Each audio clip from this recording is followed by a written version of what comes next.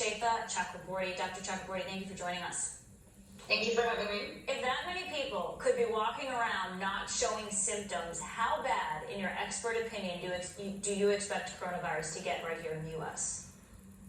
So the best available data that we have historically still is from previous outbreaks. And a lot of the models that are being used to look at what transmission and mortality could be and what the different scenarios from best case to worst case in the United States could be is based on previous data and real-time data coming in from other parts of the world. None of this is perfect and none of this is exact. We need to think about all of this and just look at it with a grain of salt in that sense. Until we have diagnostic testing that really examines across communities and populations how the virus is being transmitted and exactly what the mortality rate is, we're not going to have a really good idea. We can really just only speculate. Well, let's talk about that testing, Doctor, because the Vice President told Sean Hannity last night that in the coming days, tens of thousands of tests are going to be available. So what do you expect those tests to show? That how many of us could potentially have this virus? And I'm gonna follow that question up with, because we're limited on time here, do these 14-day, 15-day lockdown periods work? Right, so we are going to learn a lot with this testing.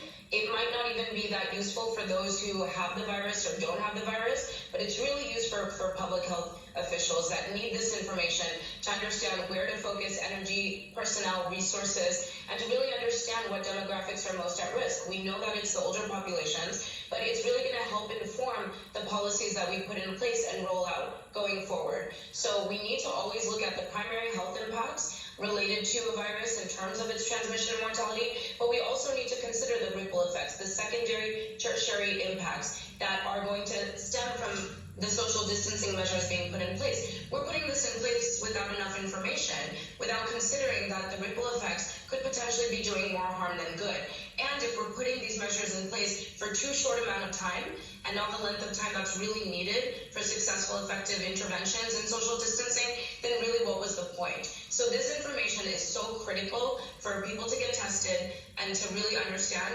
how this virus is playing out in America. Because again, it's unique and different from other populations. Because staying home does create stress and health effects in and of itself. We asked our viewers, what questions would you ask a doctor?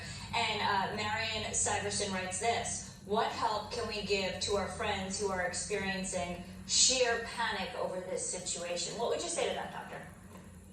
I would say we need to be there for each other, because we cannot think of this risk in isolation. This particular threat to our public health does not exist alone. As you said, the mental health impacts are significant, and suicide rates are higher than they've ever been. We're talking about 40,000 something Americans a year now at this rate. And so isolation, quarantines increase the sense of loneliness. And the last thing we want is to see, while we're putting in measures in place to protect us against one risk and one virus, then we see an uptick in other threats that really affect American human health and life. So we need to be there for each other and help your neighbors. This is a time where community comes together better than any other time. Perfectly said. Dr. Chakraborty, thank you for the time. Thank you. All right, well, the coronavirus